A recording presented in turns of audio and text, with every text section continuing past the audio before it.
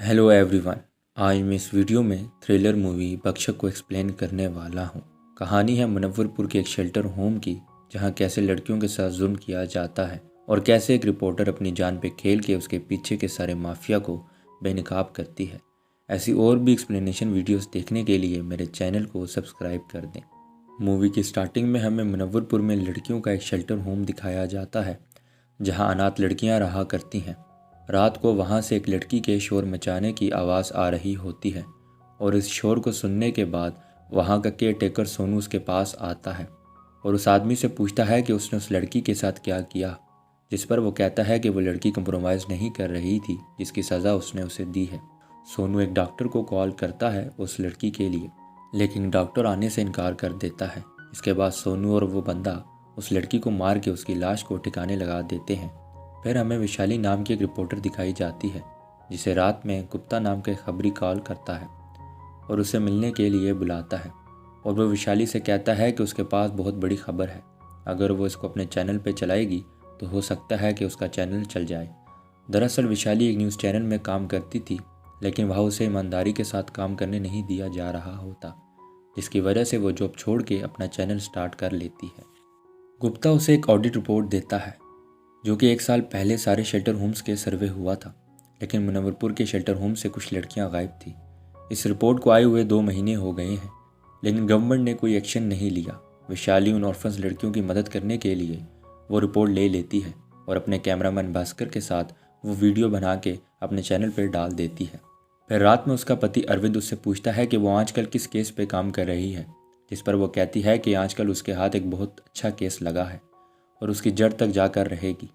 अगले दिन विशाली और भास्कर उस शेल्टर होम जाते हैं पता लगाने के लिए कि दरअसल वहाँ चल क्या रहा है, लेकिन वहाँ का केयर टेकर सोनू उन दोनों को वहाँ से भगा देता है। फिर विशाली भास्कर के साथ चाइल्ड वेलफेयर कमेटी के हेड मिथिलेश से मिलने जाती है और उसे ऑडिट फाइल दिखाती है और कहती है कि मुनव्वरपुर शेल्टर हाउस की लड़कियाँ गायब हो रही हैं, तो एक्शन क्यों नहीं लिया जा रहा, जिस पर मिथिलेश उसे कहता है कि उसे ऐसी कोई खबर नहीं है। दरअसल मिथिलेश खुद शेल्टर होम के मालिक बंसी साहू के साथ मिला होता है और फ़ौरन मिथिलेश उसे सब बात का बताता है। बंसी धमकाने के लिए विशाली के पति अरविंद को कॉल करता है और कहता है कि विशाली जिस केस पे काम कर रही है उसमें सिर्फ उसकी मौत लिखी हुई है।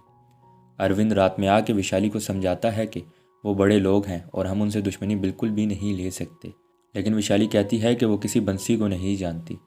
नेक्स्ट डे गुप्ता जी विशाली के ऑफिस आते हैं और उसे कहते हैं कि वो शेल्टर जिसकी खबर उसने दी थी वो दरअसल बंसी साहू का है और इस काम में मिनिस्टर तक शामिल है। फिर रात में विशाली अपने घर के बाहर देखती है कि एक गाड़ी खड़ी हुई है, जिससे वो समझ जाती है कि वो लोग उसे फॉलो कर रहे हैं। नेक्स्ट डे वो आसपास के शेल्टर होम्स में जाके पता लगाती है कि यहाँ कोई लड़की मुनव्वरपुर शेल्टर होम से आई है, ताकि उससे उस शेल्टर होम की हकीकत का पता लगाया जा सके, लेकिन उसे कुछ खास सबूत नहीं मिलते।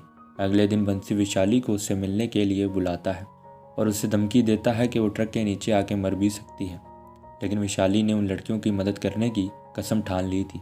रात में अरविंद और विशाली की लड़ाई हो जाती है। वो कहता है कि वो ये केस छोड़ दे, लेकिन वो ये करने से इनकार कर देती है। अगले दिन फिर विशाली सबूत ढूंढने के लिए बाकी शेल्टर होम्स का विजिट करने लगते हैं और उसे एक लड़की मिल ही जाती है जो मुनव्वरपुर से आई थी, जिसका नाम सुधू होता है और वो बहुत डर रही होती है, लेकिन वो फिर भी हिम्मत करके कहती है कि अगर उसका नाम सामने आया तो वो लोग उसे नहीं छोड़ेंगे और विशाली उससे वादा करती है कि वो उसका नाम सामने नहीं आने देगी। फिर वो बताती है कि वो अपने फादर के साथ उस शेल्टर हाउस गई थी क्योंकि उन्हें एक कुक की ज़रूरत थी। वहाँ जाने के बाद सबसे पहले वो सोनू से मिली, जिसने उसकी रजिस्ट्रेशन करवाई। फिर बीबी रानी से वो मिली, जो कि वहाँ की वार्डन थी। वो उसे बाकी लड़कियों से मिलवाने के लिए लेकर गई और सुधू से कहती है कि वो यहाँ ज़्यादा ना आए क्योंकि इनमें से कुछ लड़कियाँ पागल हैं। कुछ दिनों बाद सुधू किचन में काम कर रही होती है और एक लड़की उसके पास आती है और कहती है कि ये जगह अच्छी नहीं है, वो यहाँ से भाग जाए, लेकिन वहीं बेबी रानी आती हैं और उसे वहाँ से लेकर चली जाती हैं। फिर एक दिन उसकी रात को शोर की वजह से आँख खुलती है। वो देखती हैं कि सोनू कुछ लड़कियों को उठा के लेकर जा रहा है जिनकी मौत हो गई थी। फिर वो मिथिलेश को देखती है, जो कि एक लड़की के साथ वहाँ ज़ोर ज़बरदस्ती कर रहा होता है। तभी सुधू को वही लड़की अपने रूम में ले जाती है और कहती है कि अब तो उसने सब देख लिया है, तो इसी में भला है कि वो भाग जाए, वरना वो इसके साथ भी यही करेंगे। फिर सुधू एक रात को वहाँ से भाग जाती है। ये सुनकर भास्कर और विशाली बहुत चौंक जाते हैं। अगले दिन विशाली अपनी नंद के घर जाती है तो उसके नंद के पति उससे कहते हैं कि वो बंसी साहू से दूर रहे क्योंकि वो बहुत ख़तरनाक बंदा है। फिर विशाली उसे कहती हैं कि अगर वो उसकी हेल्प करना चाहते हैं तो वो कोर्ट में PIL कर दें, लेकिन वो उसकी मदद करने से इनकार कर देते हैं। अगले दिन सोनू भागते हुए बंसी के पास आता है और उसे कहता है कि किसी ने आपके खिलाफ PIL कर दी है, यानी कि उसका केस कोर्ट में चला गया है। और वो सोनू से कहता है कि पता लगाए कि ये PIL किसने की है। फिर अगले दिन बंसी मिनिस्टर बेजुमान के पास जाता है और उसे सब चीज़ों के बारे में बताता है, लेकिन मिनिस्टर उसे कहता है कि वो उस रिपोर्टर को कुछ ना कहें वरना ये शक यकीन में बदल जाएगा।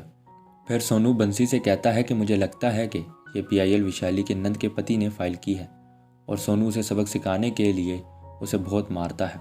अगले दिन विशाली हॉस्पिटल अपनी नंदोई से मिलने जाती है, लेकिन उसकी नंद कहती है कि ये सब कुछ उसकी वजह से हुआ है और वो फ़ौरन पुलिस स्टेशन रिपोर्ट करवाने जाती है, लेकिन पुलिस वाले बंसी के खिलाफ रिपोर्ट लिखने से मना कर देते हैं। फिर रात में वो अपने नंदोई का हाल पूछने जाती हैं और वो कहते हैं कि उसने तो PIL भी नहीं की।